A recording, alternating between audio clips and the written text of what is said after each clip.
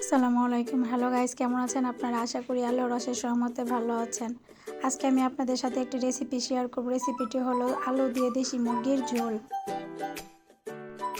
প্রথমে আমি চুলায় একটি পাতিল বসিয়ে নিয়েছি, তারপর আমি এতে পরিমাণ মতো তেল ঢেলে দিব। তারপর আমি এতে অ্যাড করব এলাচি, তেজপাতা, দারচিনি।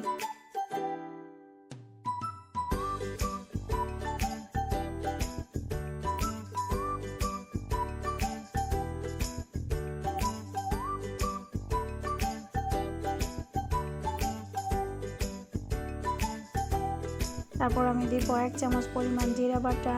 জিরা বাটাটা দেওয়ার পর আমি মশলাগুলো ভালো করে কষিয়ে নিব একসাথে।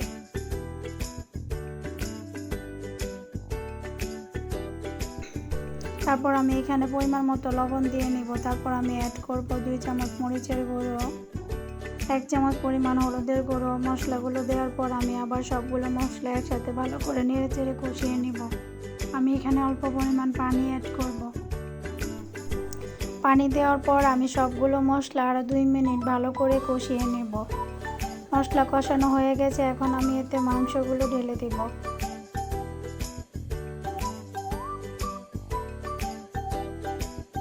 মাংসগুলো দেওয়ার পর আমি মশলার সাথে ভালো করে নেড়েচেড়ে মাংসগুলোকে মিক্সড করে নিব।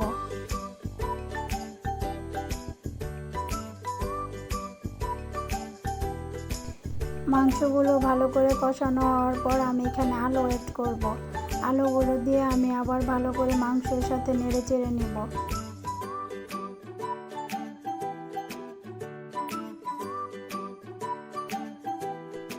তারপর আমি একটি ঢাকনা দিয়ে মাংসগুলো ঢেকে দিব। আলুটা দেওয়ার 10 মিনিট পর আমি ঢাকনা খুলে এখানে 2 কাপ পরিমাণ পানি দিয়ে দিব। পানিটা দেওয়ার পর আমি আবার ঢাকনা দিয়ে ঢেকে দিব। কিছুক্ষণ পর আমি আবার ঢাকনাটা খুলে তরকারিটা ভালো করে নেড়ে দিব। পানিটা দেওয়ার পর আমি তরকারিটা ভালো করে 20 মিনিট জাল করে নেব। আলহামদুলিল্লাহ, আমার তরকারিটা রান্না হয়ে গেছে, এখন আমি চুলা থেকে নামিয়ে নিব। আমার রেসিপিটি যদি আপনাদের কাছে ভালো লেগে থাকে তাহলে অবশ্যই আপনারা আমাকে লাইক এবং ফলো দিবেন।